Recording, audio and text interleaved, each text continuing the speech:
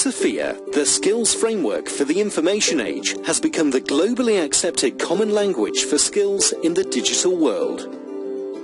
It provides descriptions of skills and responsibilities for professionals in and around information and communications technology.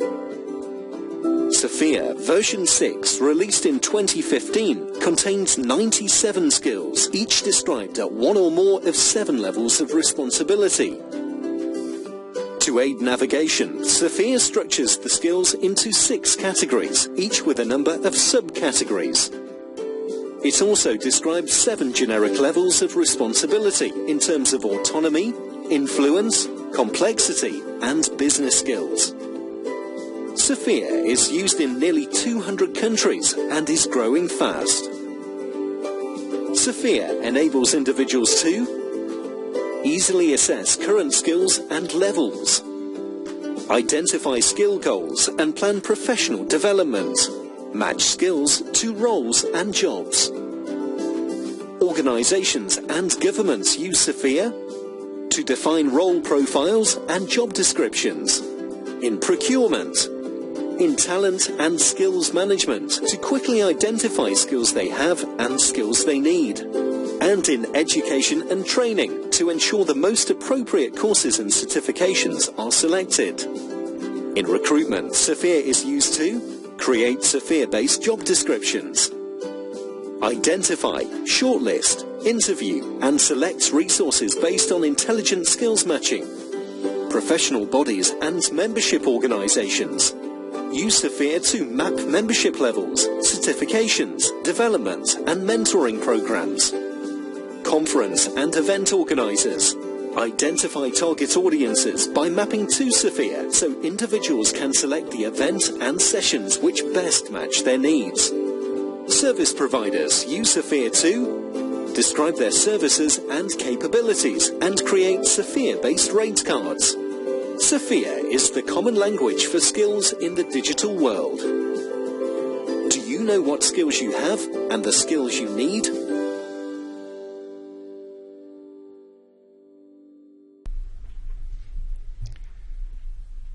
Okay, so hopefully that gives you a little bit of an overview of SFIA. Sometimes videos like that bring up things that people didn't know SFIA could help them with. So there may be a few surprises in there. It may be that some of you in the room are using it for all of those different usages. I don't know. If I can have a quick show of hands of who is currently using SFIA in one way or another, please. Okay, most of the people in the room, so you're probably in the right place. Is there anybody who doesn't know much about SFIA? Maybe they've just about worked out how to spell it and haven't actually used it yet and are looking for to just start that process? Okay, so we've got a few in the room as well. Okay, good. So with SFIA, SFIA's been around for quite a long time and it goes through various different versions. And it doesn't get decided by a couple of people in a smoke-filled room deciding what should be in this theoretical framework. It's not about that. SFIA is very much a practical framework, and it's developed by people that are using SFIA and doing skills management and resource management in the real world. It's not a theoretical academic model. It's actually representing what's really happening out there. And each time that we come up to change SFIA to create a new version, we're completely reliant on all of you and people around the world actually taking part in the consultation process and feeding in their ideas of what's changed since we had the last version of SFIA. So each version should reflect the current thinking, what's currently happening. It's not way out into the future, it's saying this is what's happening now. It is a collaborative activity. Yes, I did write some of the content in there, but it was all based on actually people putting in their ideas. Some people their ideas were simply, shouldn't we do something more around cybersecurity?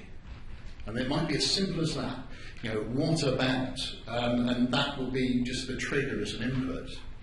Other inputs were, I think we need a brand new skill on digital forensics, and here's 3 definitions for that skill. and for consideration. So some of the input is very detailed, some of it's very high level. The project team is put together, people like myself and Simon Rowe was involved on the project team, a number of people around the world. And our job really, my job as design authority, was to collate all of that information. Yes, to make a few decisions where input conflicted with other input, because occasionally you do get some conflict. So that's the process we went through. And SFIA, when we launched version 5 in, when was that, 2012? We were saying that SFIAs are used in just over 100 countries. We recently did an audit and had a look at the data to see where people are, where they downloaded SFIA and started to use it.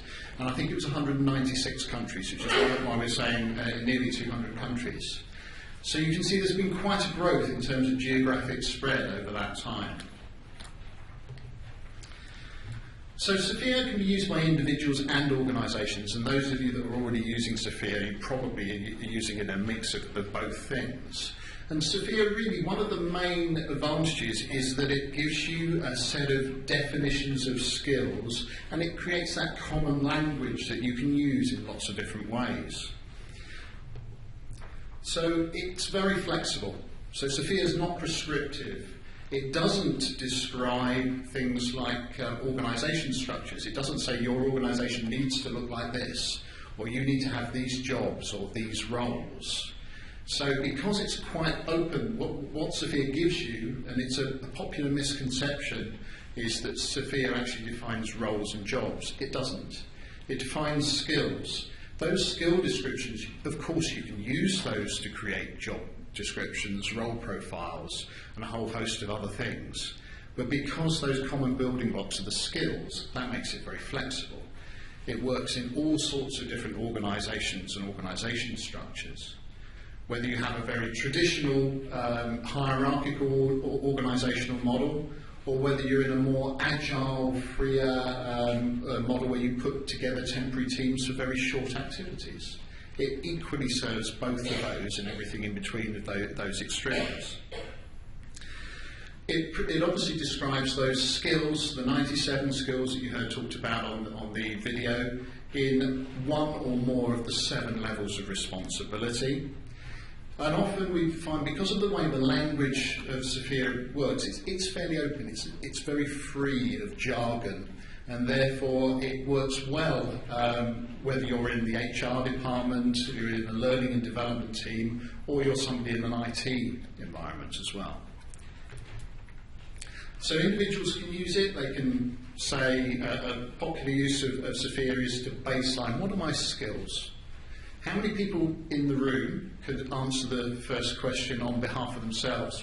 Do you know what skills you've got? Could you easily explain what skills you have? Hands up. Okay, if I asked you on behalf of your organisation, could you describe the current skills that you have in your organisation? Do you know what skills you've got? Fewer hands. Yeah. Okay. If I asked the question, do you know what skills you need? Yeah, even fewer hands. That is not unusual. SFIA, one of the most practical pieces of guidance that I can give you, if you can't answer those 2 questions, which the majority of organisations and individuals can't, you can go away tomorrow and you can actually do a baseline assessment, either for yourself or for your organisation, and at least answer that first question, what skills do we have? Because that's got to be the starting point for any improvement. So as an individual or an organisation, that's a common starting point. So with organisations, they may decide that they need to recruit, again, using SFIA to describe the jobs and to use SFIA to assess individuals applying for roles is really powerful. I don't know whether you get calls from agencies like I do. I regularly get calls. I had one a few weeks ago. Are you interested in a first level service desk analyst role? To which my response was, have you seen my CV? Yeah, well, you came up in our search. Yeah, okay, well, I know exactly why I came up in your search. It's because somewhere on a distant copy of my CV from years ago, it said I was the global program manager for a service desk implementation. So you have matched the term service desk from my CV with service desk in first level service desk analyst in your requirement from the customer, and you have phoned me. I'm the wrong person for the role. I don't have the right skills at the right levels. It's not the role for me. Sadly, in our industry, that is fairly typical of the level of intelligence that is applied a lot of the time in recruitment. It's not all the recruiter's fault. Sometimes we don't describe what we need. But if we use SFIA in that scenario, I would have never been phoned up.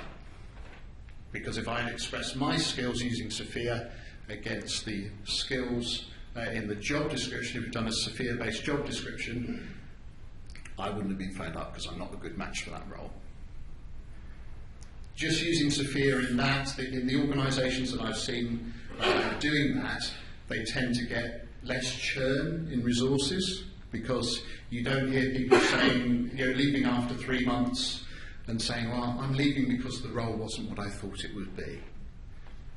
You don't get organisations getting rid of people because they're saying, well, actually, you haven't got the skills that you need to do the role, because they've been much clearer about describing it in the first place. And if you use that to intelligently match the candidates with the jobs, you get better results. That can cut your costs as well. It can improve your productivity. And I'm seeing those results day after day with different organisations.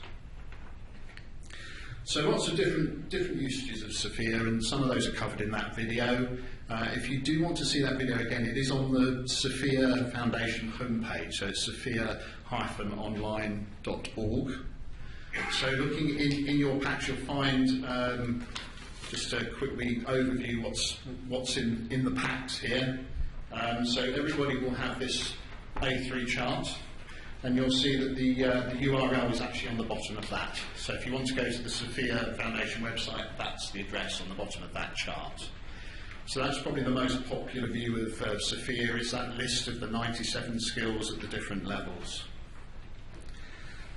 And I'm going to go into some of the changes, just a really brief overview of what we've done, what's changed between version 5 and version 6. So one of the things that was talked about a lot in the consultation was digital. The word digital and the phrase digital skills comes up a lot, but people are not always very good at describing what it really means. Digital compared with what? Analog? Not quite. So one of the big challenges was trying to work out what we meant by that, and is it actually a brand new set of skills? Or is it just a different way of describing some of the existing skills that we've got? So digital is important, yes, of course. We had to try and work out what it really meant. And you'll see that there are some changes in SFIA, like digital marketing is a good example. So it's a big area where the term digital is used quite a lot. But the skills that we have within SFIA are no longer confined to an IT department. This is what we used to find 10 years ago, that everybody they would think of themselves as IT professionals, and they would probably work in an IT department, and it was much easier to identify. The technology supports everything now, so there are people that SFIA is absolutely applicable to that would not consider themselves IT professionals in any way, shape or form. So because it's spread out a lot more, that's a good thing. It's a good thing, but it makes it more difficult to identify where those skills should be in an organisation. But it's certainly everywhere. So if we're going to do any improvement of skills, we need to know those two things. What do we have now? What do we need in the future? And then we can plan the journey from one to the other. So SFIA, yes, it still describes professional skills. It doesn't describe user-level skills at a low level. It is still about professional information and communications technology-related skills. It can be used as a benchmark. It does cover the whole range of those digital skills. Also, within your bag, you will find a moving to SFIA 6 documents, and that's the transition guide. So in that if you're already using SFIA version 5, that gives you some good information on what's changed between 5 and 6. So that's what that document's about. It is a summary because if we documented all of the discussions that went on, you would end up with a long thesis that the only purpose would be as a guaranteed cure for insomnia. It would definitely send you to sleep if we took you through all of that. So we've tried to summarise it in a reasonable way in that document. Again, that quick reminder, SFIA skills are not job descriptions, they're not role profiles. So what's changed between 5 and 6? The categories, I've talked about the 6 different categories, so we still have 6 categories, but we've changed the name of 5 out of the 6 of them. So why did we do that? There are a couple of different reasons. One, to be perfectly honest with you, was to break some bad habits that were around. You might remember that the brown category before used to be called service management. And sometimes I would hear people saying, right, I work in service management, all of my skills must come from that category. Sometimes true, but not very often. So you'd sometimes got people artificially restricting themselves to trying to find their skills from one category, when actually their role included skills from multiple categories. So there was some of the reason for that change is just to break those habits. Categories don't have definitions, they're just useful navigation aids, that's all. You won't anywhere in SFIA find a definition for those categories. All it's there to do is to save you having a list of 97 skills as a flat list. That's all it's about. So yes, we've moved some skills around, we've moved things around from one category to another. It's just hopefully a logical grouping. That's all categories and subcategories are about. So don't overthink that aspect of SFIA. So we still have the categories, 6 categories, we still have subcategories, but they are navigational aids, nothing more. The names of the categories, you'll see strategy and architecture is the one that stayed the same. The pattern of the names, they're always 3 words, and the middle one's always and. That makes it a bit easier for some of us. We've moved a few things around, so those of you familiar with version 5, you'll be able to see the differences there, and again they're described in that transition document, so I won't spend too long talking about that. I guess a couple of the key things: relationship and engagement. There was a stakeholder relationship management skill that used to be in the strategy and architecture space, and there were a few things that made sense to move around, because what was the difference between stakeholder relationship management and supplier relationship management? Suppliers are a type of stakeholder, so there was some consolidation that we've done, and moving things around and grouping it together. The levels, again, the 7 levels that we have in SFIA, they're exactly the same. The helpful words to describe those 7 levels haven't changed. That's exactly the same. The generic descriptions, which you will now also find on the back of that A3 chart, I found out that it was just the same cost to print a double-sided A3 as it was a single-sided, so I thought, hey, let's make it a bit more useful and actually use that second side for something that might be helpful. So you'll find that the generic levels of responsibility, all of those 7 levels are on that back as a quick reference. And some of those words have changed. We've edited it down a little to try and make it a little bit more straightforward. And we've also, one of the key changes we've taken out is the people management aspects that sometimes got a bit complicated at the generic levels. In IT, it used to be that to get above a certain level in an organisation, you had to take on people management responsibility. That's become less and less true. So actually one of the changes we made in version 6 is to take out those people management pieces and put them into the skills. So you find in the people section there's actually some more people management skills. And we've divorced it slightly from those generic levels. Because you quite often find some very high level skills and roles that don't necessarily have a people management aspect to them. So level 7, instead of just thinking about senior management, it's really that emphasis on leadership, whether it's leadership from an industry perspective or a particular technology speciality or whatever it might be. It's not necessarily just about management. So I talked about people management bits. We've got performance management, PEMT, which is one of the skills that you'll now find within the 97. So those of you, quick question, who knows how many skills are in version 5? The sad people have just put their hands up. Yeah, so that's right. It was 96. So it doesn't mean that the difference between version 5 and version 6 is we've just added one skill. We haven't. We actually added 7 skills, 7 brand new skills, and we've consolidated some others. So the headlines are, yeah, it's 97, but it's 7 new ones and a consolidation of others. But there are other changes as well. You'll find some skills that have an extra description at a level. So things like information security is a good example.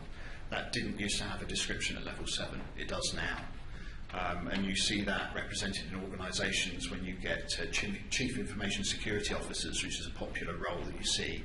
Very much that's information security, cyber security has become much more of a focus than it was when we produced version 5. So we have also an IT strategy and planning skill. Those of you that have used SFIA for years will know that enterprise architecture, that STPL skill used to really cover that ground. And over different versions it's moved, and we suddenly found that there was a gap. So actually we've addressed that by putting an IT strategy and planning skill back in there.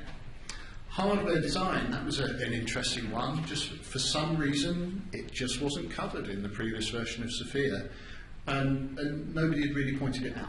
And somebody raised it as part of the consultation. So there's a new skill in there for hardware design. So we've got that. Let's see. So security.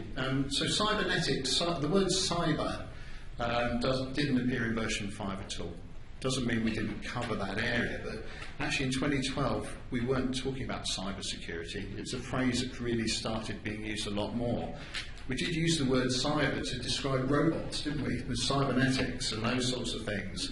But cyber security is a term that's become much more prevalent since version 5. So we looked at the whole of the information security and the cyber security side, and you'll notice quite a lot of changes in version 6 around that. Just keep an eye on the time, make sure I don't overrun. We're doing okay, are we? Yeah, still got a quarter of an hour, that's good. There were some security skills where we actually made some deliberate improvements, so information assurance, information security, I mentioned adding level 7 to that, and some changes around security administration.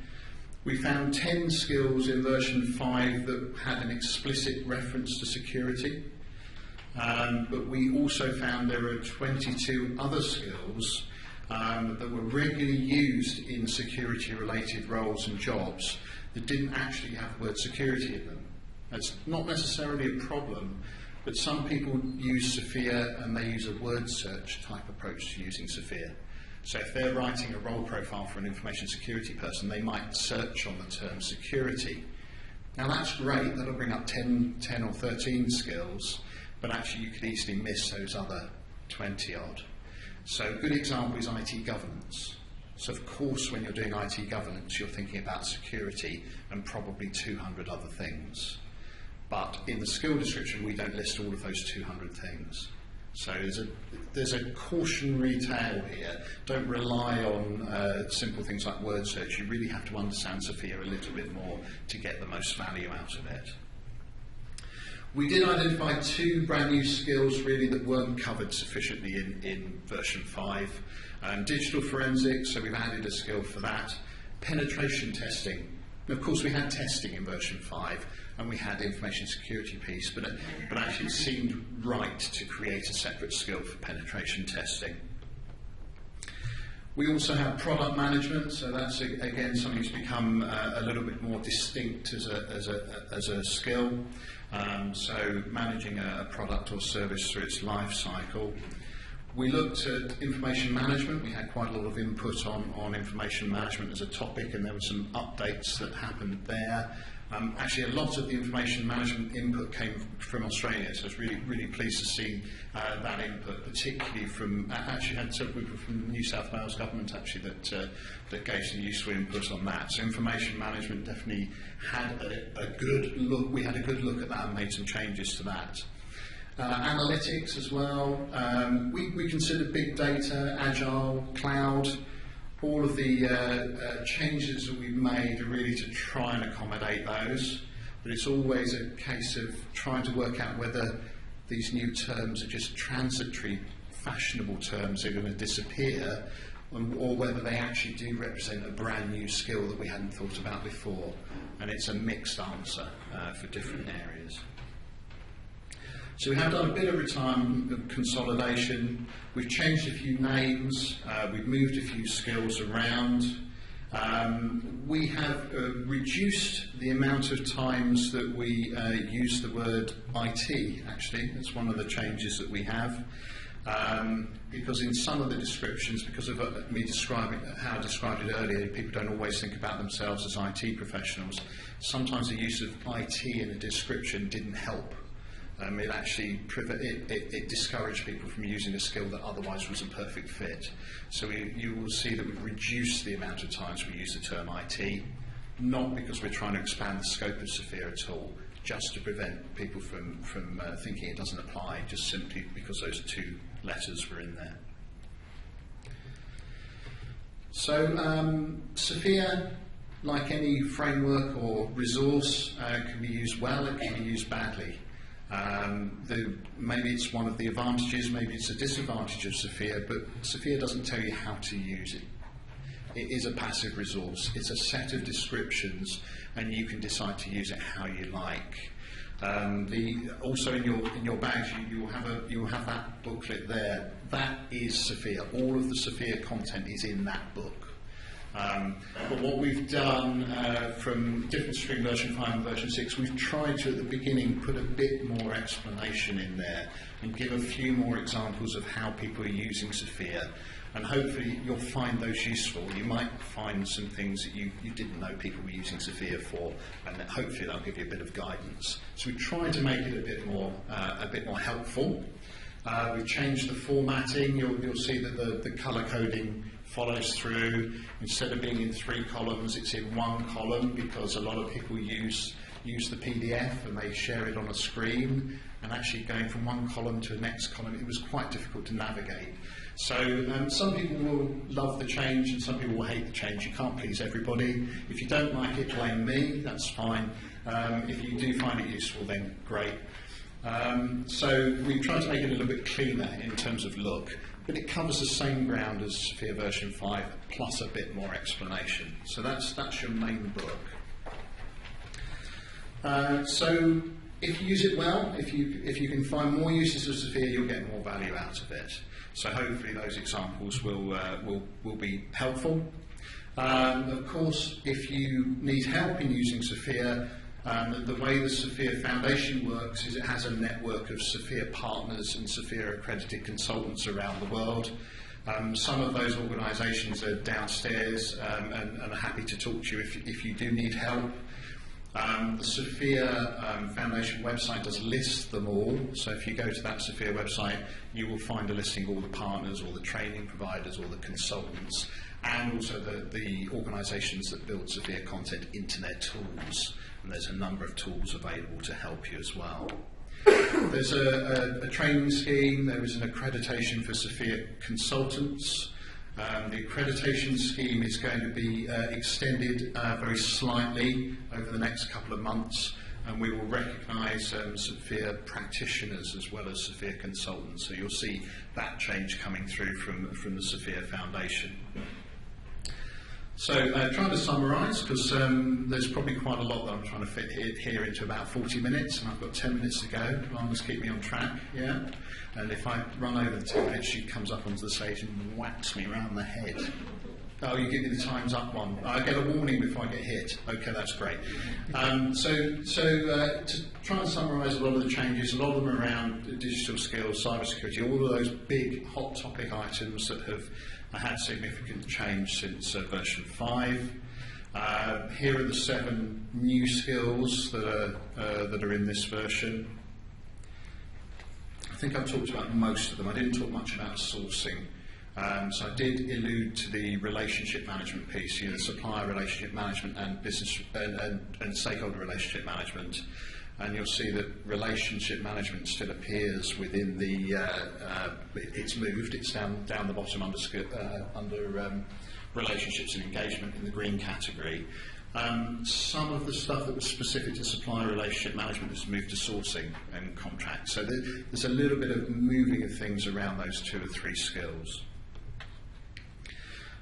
So the retirements, you will see software development process improvement has gone.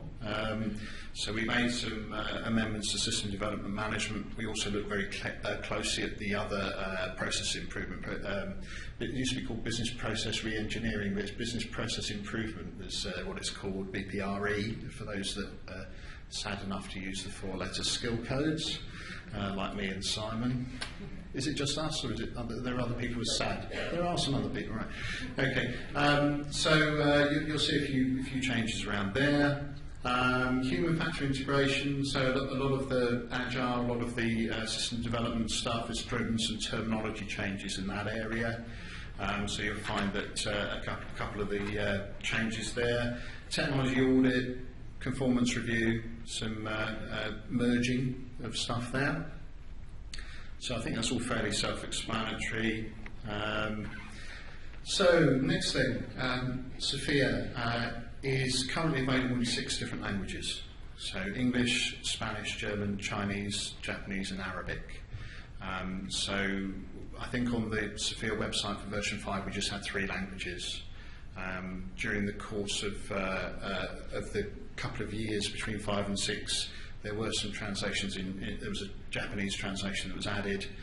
We've added Chinese and Arabic because there's actually significant growth in those areas. I was in China a couple of months ago training people on SFIA, and there's good take up there.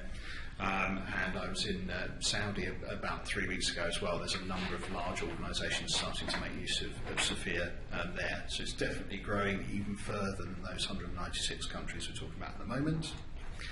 So skills management, there's a slightly different life cycle type view that's within the booklet. It's broadly the same. We're talking about acquiring skills, deploying them, assessing them, developing them and rewarding. And there's some examples of what we mean by that within the document, so hopefully you'll find that useful. Just a couple of quick examples of headlines and use of SFIA.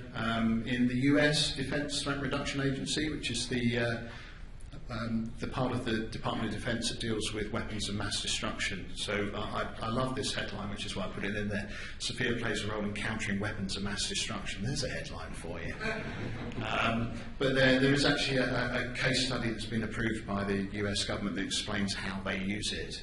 And this is very much in line with what I'm seeing in other countries, the whole cybersecurity thing. Most governments are reflecting on the fact that they either currently have a shortage in those skills, or if they're just about managing to keep up, they're all predicting that they're going to have a shortage by 2020.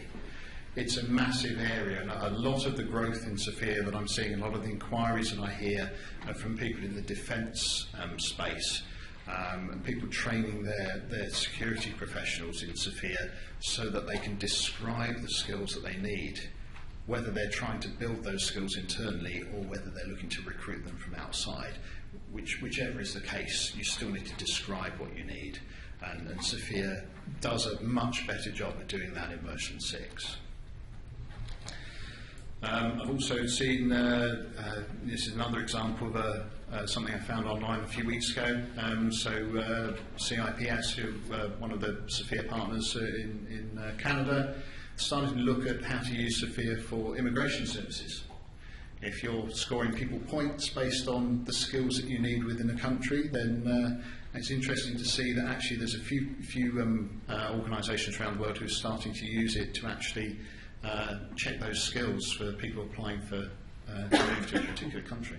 It's quite an interesting way of using it. I'm seeing a lot more job adverts with SFIA terms in them. If you go to Google, or are we meant to call it Alphabet now? Is the search engine still Google? Is it? Yeah, whichever search engine you like. So your preferred search engine. If you go in there and type SFIA and jobs, you'll find week by week more and more examples where actually the SFIA codes and the SFIA levels and skills are actually being used in job descriptions. So it's nice to see that. So I've been given the 5 minutes to go, so I wanted to just allow a couple of minutes of questions. So this is just my last 2 slides. So what do you do with it now? It's all well and good that we've spent the last year putting together this material, but what can you do with it? So my suggestion is, if you haven't already gone to the SFIA website, then go to the website. If you had already registered, we have a new website, so you have to re-register. If you haven't registered in the last 4 or 5 weeks, since 1st of July, when we had the new website, you have to re-register. That's just because we've changed website. So go along, register, log on there. All you're giving is your name and email address. It's not anything more than that. Download the latest version. You will get PDFs and Excel spreadsheet versions of these. All of the 6 languages that it's available in, they're all available for download on the SFIA website. So please do download it. By registering, of course, if we do any updates, you'll be on the list then to find out about those updates as well. Have a look on the website for the information about accreditation. It may apply to some people. Some people might want some additional training in SFIA, and there's some accredited training courses that are regularly run in Australia and New Zealand and all around the world, and online as well. So either accreditation or training. Look at that. The website, you will also find that you can, there's a navigable version of SFIA in all of the 6 languages on the website. So we did have a similar thing for version 5, and most people didn't know it was there. So you had a lot of people using the PDF. Well, actually the website has all of the SFIA content on it. When you log in, you then can see all the content, and you can use that to navigate your way through. So some people don't know that's there, so it's worth pointing out. The licensing, there haven't been big changes in licensing since the last version. The majority of people that use SFIA do so under an absolutely free corporate user license. It's only the people that use it for commercial gain, like trainers and consultants and people that build SFIA into their products that pay money. The SFIA Foundation is a not-for-profit organisation. It doesn't make lots of money. It brings in enough to fund the next version of SFIA. That's all it does.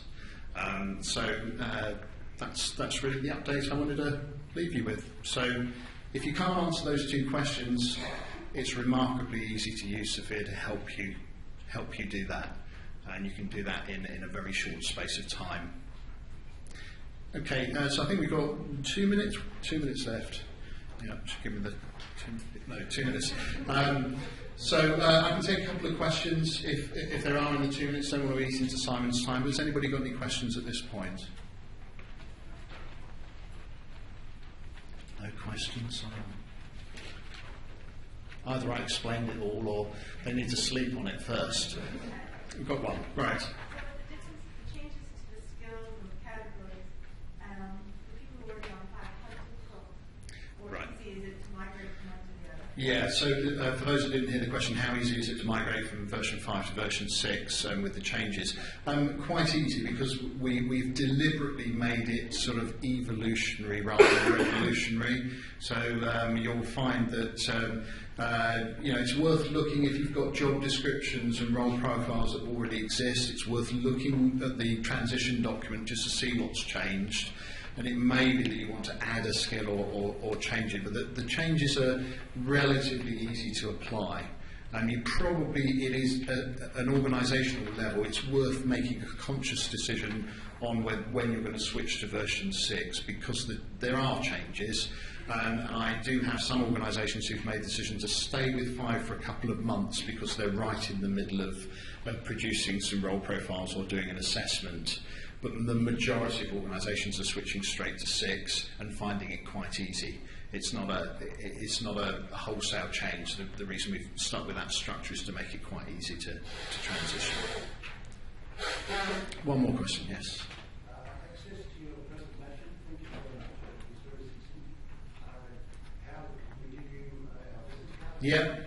Yeah, we can make sure that, that's available. I think we'll either post it on the SFIA.events website or put a link to it on there. I think Nicole will help me make that happen. So yeah, we'll definitely make that available. That's no problem at all. Okay, I'm out of time, so I'm going to hand over to Simon now.